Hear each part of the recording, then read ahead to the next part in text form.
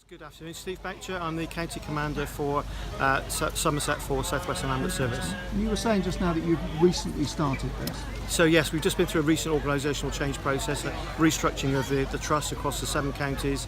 So instead of having divisions, we've now got a county-based structure. Okay. So I look after Somerset, which has 10 stations in total from Minehead up to Burnham-on-Sea. I'm assuming that makes it easier to manage, does it, if it's under one control? Yes, what it does, it gives us the ability to have a single point of contact for both internal and external partners, so our staff and obviously our relationships with our commissioners and other providers. It's a single point of access to the trust, I guess, for Somerset.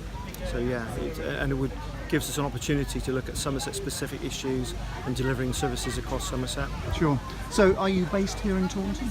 I'm based in here at Taunton Station, yes. Okay. But obviously it's part of my operational management role, getting out and about the 10 stations of Somerset with a team around me of a deputy, a business manager, and obviously a group of operational officers who then manage the local stations. Yes. So it's very much a team approach to supporting our staff and working with us from Minehead or the fringes of Exmoor, going up to Burnham-on-Sea, and then across up through Frome, Shepton Mallet, across to Yeovil, okay, and then back around sort of through Ilminster. So the borders of Dorset, the borders of Wiltshire, obviously the Bristol area. It is a big area, yes it is. Talking to you just swapped jobs.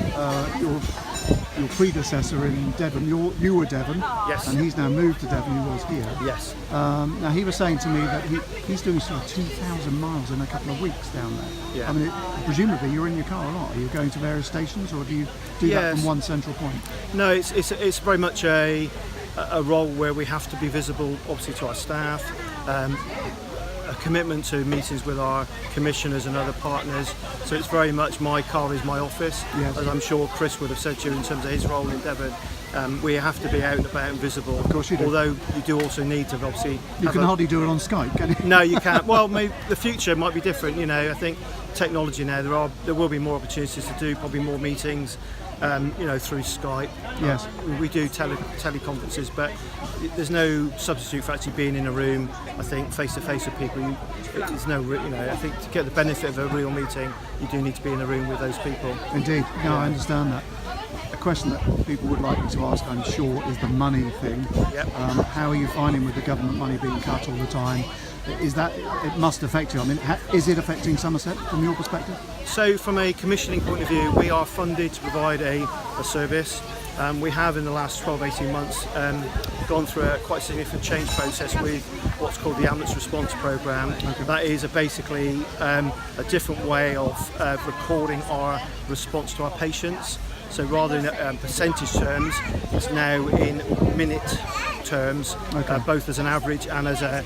Easier to understand. It's simpler to understand, yes, it's much more appropriate to the patient's clinical needs. So we've got that ambulance response programme well embedded now in the trust.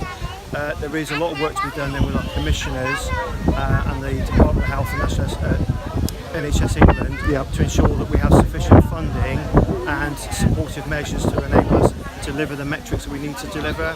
So there is a plan being developed for the next 2 years, okay, to ensure that we can meet all those the expectations of our patients and obviously of our commissioners and the Department of Health. And as the Somerset Commander, you feel happy that there's enough money in place? There's always more we can do. I think in terms of getting to patients quicker, we do need more resources, but obviously, there isn't necessarily sums of money in the system that we can just draw into. It's about working with our commissioners to get the best we can with what we've got. But there is a recognition now, I think, that we need to invest in the ambulance service in the future to ensure that we meet the needs of our patients, and that's what our commissioners are supporting us with. No, absolutely. It's just fantastic. It's lovely to see so many people here. Well done for coming. So you're new now.